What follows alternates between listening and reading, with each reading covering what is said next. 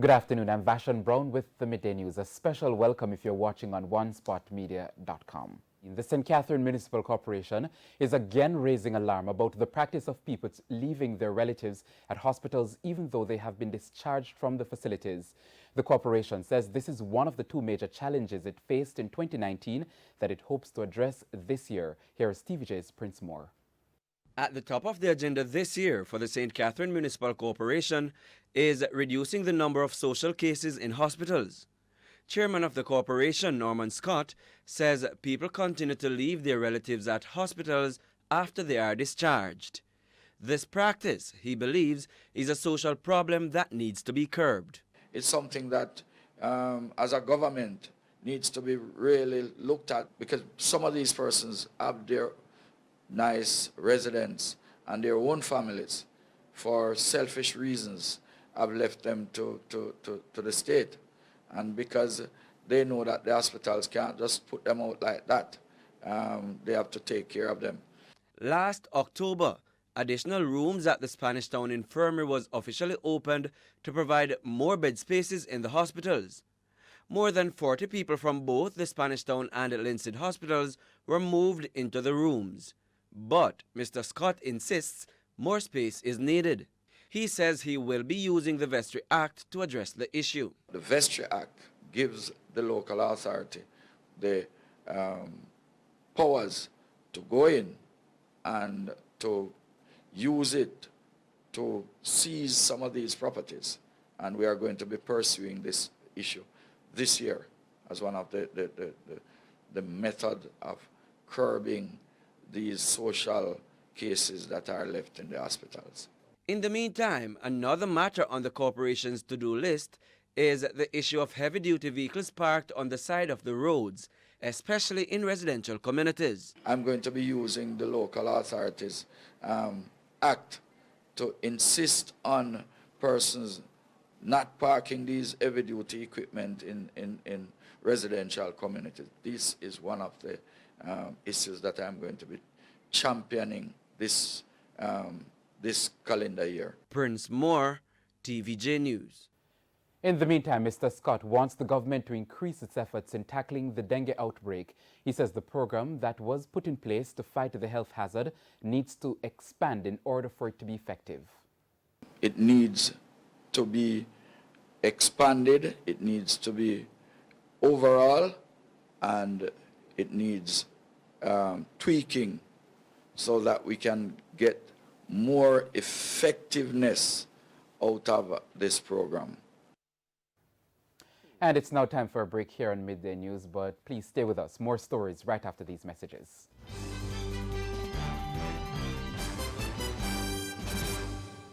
Welcome back, continuing the news now. The Realtors Association of Jamaica has added its voice to calls by the Jamaica Hotel and Tourist Association, JHTA, for the Airbnb sector to be taxed and regulated. Speaking on TVJ's Smile Jamaica this morning, Second Vice President at the Realtors Association, Roger Allen, says the organization is not calling for regulation of the sector. With anything happening in a country, where you have a government, where you have the stewards who are responsible for governing, managing the affairs of the country, I want to posit here that management doesn't necessarily mean regulation. Like anything else, you need to review, you need to assess what is happening, and of course take the necessary steps. He says that the Realtors Association is also not calling for taxing of the Airbnb sector. What we're saying, there needs to be an objective review. We look at the thing in its entirety. I've been talking to some of my friends in the GHTA. I was a former member of the GHTA. I was in hotels for about 21 years. So, having spoken to them on it. And in a nutshell, what they're saying is that what is good for the goose is good for the gander. Last month, past president of the JHTA, Wayne Cummings, argued that some resort villas have been operating under the mask of Airbnb accommodations while charging big bucks and not paying taxes as hotels are required to do. In July last year, the current JHTA president, Omar Robinson, called for owners and operators of Airbnb to pay hotel accommodation taxes. A senior citizen in Mapen, Clarendon is making a plea for help after she lost her home to fire on Sunday. The senior citizen told the TVJ News that she's convinced that her house was robbed, then set on fire while she was at work. But as we hear in this report, firefighters are still investigating. Under the four walls to this one-bedroom structure is left. It's Dolores Brown's house in Havana Heights, Clarendon. Miss Brown says on Sunday she was at work when she received a telephone call from her neighbor sometime after 4 in the morning, telling her that her house was on fire. The fire brigade was called, but by the time they got to the scene, nothing could have been saved. And the only thing that saved is the one suit of clothes that I have on my back. Everything gone down. Fridge, stove, pot, curtain, sheet, everything gone. Nothing left. I'm left stranded. And I'm a single mother, and I take care of my granddaughter who doesn't have a mother either. So I do a little work to take care of her. Miss Brown argues that she had no electricity at her house. Therefore, she's of the view that someone broke into the house before setting it on fire. I don't see any evidence of the pot that they say bent up, and you said this is the pot, melt up also. No evidence of the pot. I don't see no wire from the TV. I don't see no wire from the radio. Nothing at all as to show said these are what burnt and left. Only the two fridges I see and the stove. But nothing left to show, say, this is what left out of the burnt out things. She's appealing for help. The senior citizen says what is of priority now is to get a roof over her head. I have a family land down by McGill-Chris down toll gate, and my brother have a piece of land up by Moko, which he is willing to let me build on it if I get help. So I need some help. I'm asking anyone can help me. At my age, I can't work again to start all over. I've worked all these years. From I was a young girl, I leave school and I'm working. Every day I go to work. But the enemy come in and rob me. Firefighters are still trying to determine the cause of the blaze. Shamela Pullen, TVJ News. A warning to Jamaicans this afternoon about touching stray animals. In the past few weeks, stray animals, in particular dolphins, have washed up along the Jamaican coastlines. The most recent was in St. Mary, where persons were also seen touching and pampering the animals. But Director of Veterinary Public Health in the Ministry of Health and Wellness, Dr. Lynette Peters, says that is dangerous.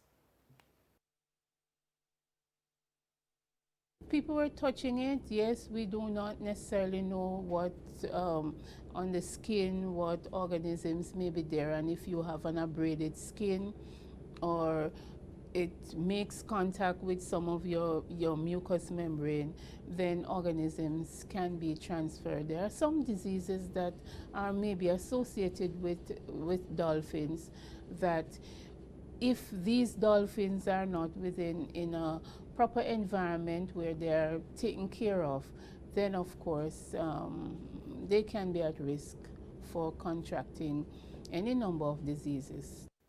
Dr. Peters says if persons see stray animals, they need to report it to the relevant authorities.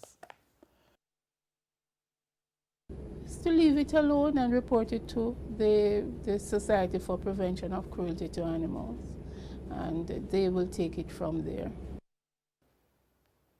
And here now is a preview of what's coming up in this evening's Health Report.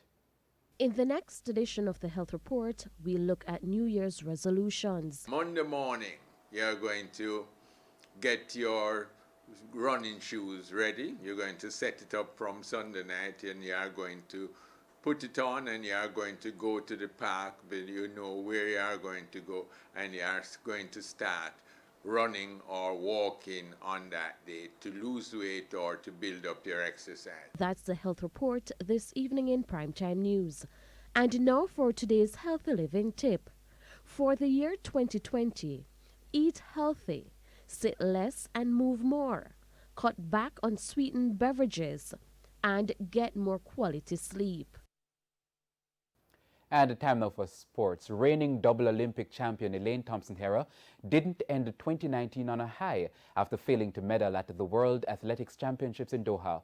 Despite this, two renowned track and field minds believe her nomination for the National Sportswoman of the Year is justified. Here is Daniel Blake with that report. There were high hopes for Elaine Thompson-Herah heading into the World Championships last September after winning the 100 and 200 meters at the National Championships. She also impressed at the Pan American Games in Lima, Peru, getting gold in the 100 meters. However, she missed out on the medals in Doha, Qatar, after finishing fourth in the 100 meters and pulling out of the 200 meters. TVJ track and field analyst Hubert Lawrence says her recurring injury and the timing of the championships prevented her from becoming a world champion. It's a pity that the world champs were so late. I felt that that opened the window for her Achilles trouble to reoccur sometime during the season. Had the world champs been in August, my guess is that she'd have gotten to August in good enough shape to run as well as she did at the national championships. That's 10.73.22.00. But he believes she's deserving of her Sportswoman of the Year nomination. I think under the ambit of that award, where they're taking everything you do for Jamaica, her Pan Am gold medal, her 10.73 at the national championships, 22 flat, that put her squarely in the list of nominees. But given what happened in Doha, you know that she'll be a bit down from the top award. That's my guess. And Jamaica's head coach at the championships, Maurice Wilson, praised the selection committee for including Thompson-Herah. You cannot only judge a person off one performance. She has been consistent throughout 2019, and she's our double gold medalist at the Olympic level. I mean, this is something that is almost unparalleled when you talk about sports in the world. And so we must recognize her achievements. We must support her. Thompson-Herah is one of 9 women nominated for the award.